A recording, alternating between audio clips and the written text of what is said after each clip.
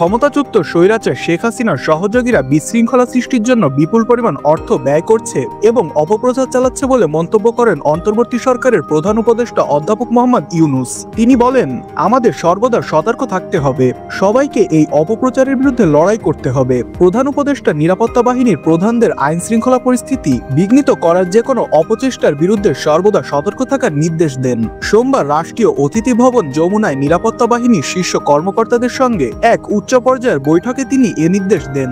অধ্যাপক ইউনূস বলেন, আমাদের এমন সতর্ক থাকতে হবে যেন যুদ্ধ পরিস্থিতিতে রয়েছি।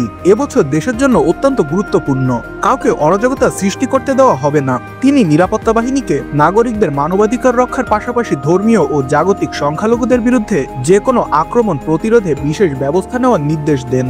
তিনি বলেন, যদি আমরা আমাদের ধর্মীয় সংখ্যালঘুদের রক্ষা করতে ব্যর্থ হই তাহলে আমাদের বৈশ্বিক ভাবমূর্তি মারাত্মকভাবে ক্ষতিগ্রস্ত হবে।